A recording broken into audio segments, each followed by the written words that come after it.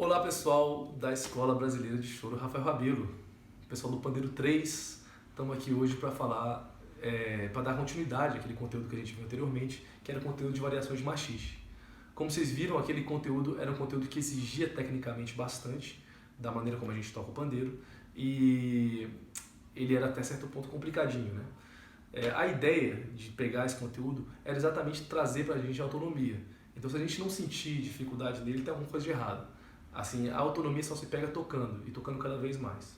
Então, nesse espírito de tocar, eu sempre recomendo, as gravações do Zé da Velha e Silvério Pontes, principalmente em termos de machixe. Assim, você tem pandeiristas muito confiáveis, né? Você tem o Jorginho em algumas gravações, você tem o Celcinho Silva, você tem bons pandeiristas ali tocando.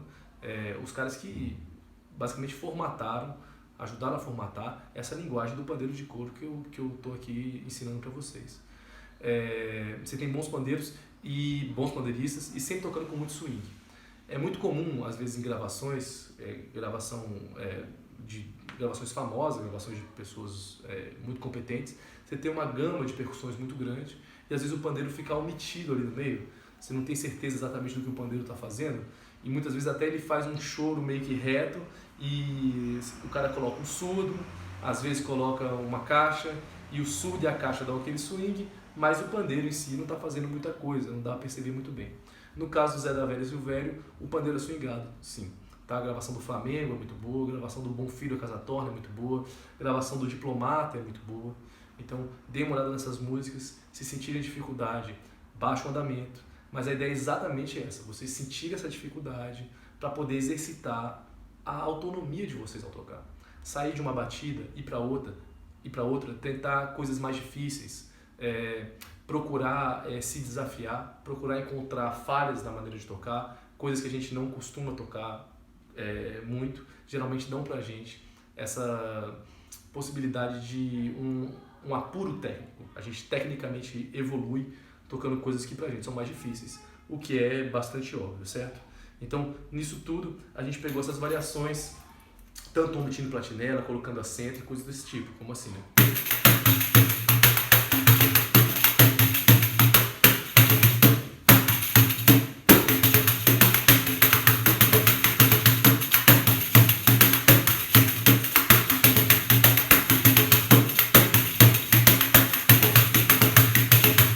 Certo?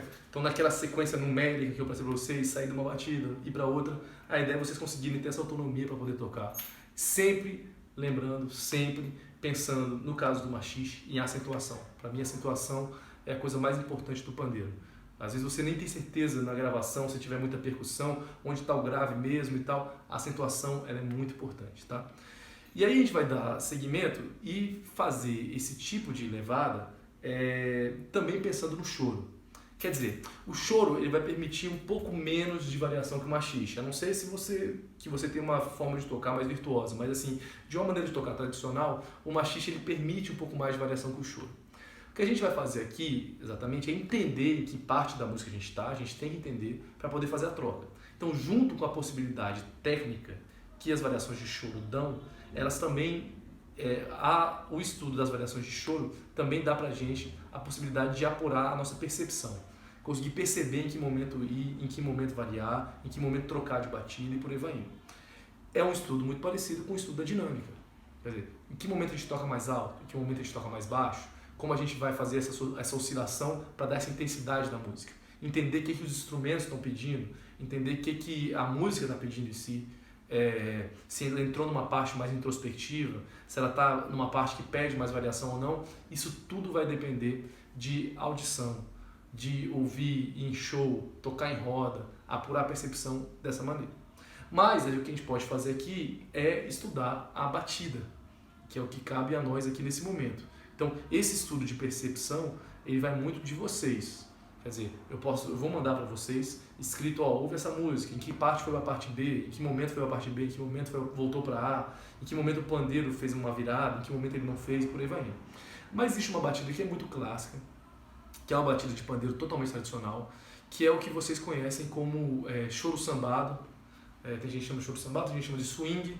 É basicamente a adaptação da batida do teleco-teco, do tamborim, pro pandeiro. Existem várias maneiras de fazer.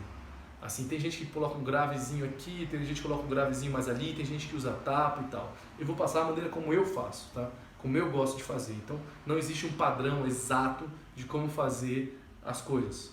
Mas esse tipo de variação, porque ela não é a base rítmica do negócio. Ela é uma variação, ela é algo que traz uma identidade diferente. Eu gosto, mas assim, todas elas são adaptações basicamente desse teleco-teco. O teleco-teco é basicamente aquela batida de tamborim clássica, sem ser o tamborim de escola de samba, aquele que faz tac, tac, tac, tac, tac, que é o carreteiro, aquele tamborim que faz tac, tac, tac, tac, tac, tac, tac, tac, tac, tac, tac, tac, tac, tac, tac, tac, tac, tac. Claro que o teleco-teco não é só isso, né? O pessoal faz muito isso como uma batida base, mas não é só isso. Tem muita forma de você variar dentro disso. O cara do tamborim tem uma liberdade para não ficar fazendo só isso. Inclusive, as bases do violão da bossa nova, que o pessoal, vocês devem ouvir muito o pessoal falando, o violão genial do João Gilberto e por aí vai indo, é basicamente uma adaptação desse tipo de batida, que é uma batida do tamborim, pro violão. Então o que o cara fez? Ele pegou uma batida que já existia dentro da música, mas tacou no violão, tirou as percussões, cantou mais baixo e conseguiu dar um swing diferente, muito interessante para a música, que encantou o mundo aí, né? João Gilberto, etc. Claro que com uma variação harmônica também, que era importante, que já tinha meio que sido prenunciada pelo Garoto, que anos antes eu tinha feito aquele tipo de harmonia, dado uma variação assim. Então, eu acabei entrando na bossa nova, mas a bossa ela tem uma sonoridade muito próxima desse tipo de teleco-teco. Então, o que a gente vai fazer no pandeiro? A gente vai adaptar essa batida. A batida é pac, pac, pac, pac, pac, pac, pac, pac, pac, pac, pac, pac, pac.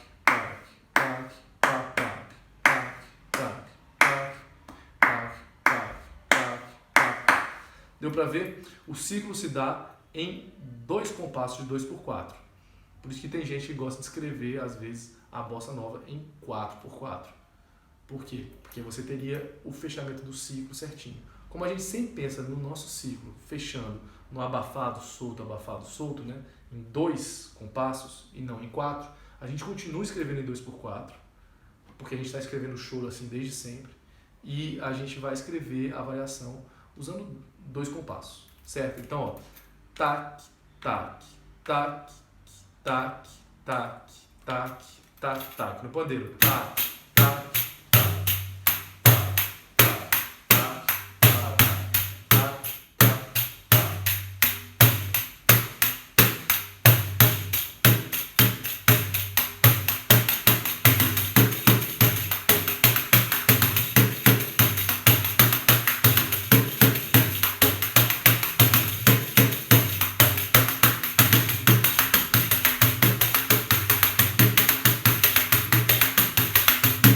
deu pra ver como é que é, né? A batida, como eu faço a batida. Aí tem gente que gosta de pôr mais tapa, tem gente que gosta de mexer no final e tal. São maneiras de se tocar. Então, por exemplo, colocando mais tapa ou mudando o final, fazendo uma coisinha um pouquinho diferente.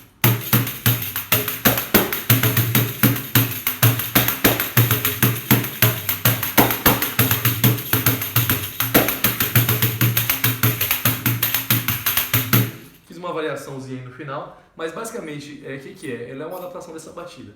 Eu vou escrever para vocês. Essa adaptação,zinha às vezes a gente tem dificuldade em pegar a princípio, porque o movimento ele é bem diferente do movimento do choro, mas o que a gente vai tentar fazer é colocar essa variação dentro da nossa batida do choro. Assim, a princípio, coloca assim do jeito que eu toquei mesmo, sem pensar tanto na acentuação específica, pensando mais no grave, né? Depois a gente pode pensar em também manter a platinela na acentuação do choro e entrar na batida do teleco-teco, na variação. Então, estou aqui, né?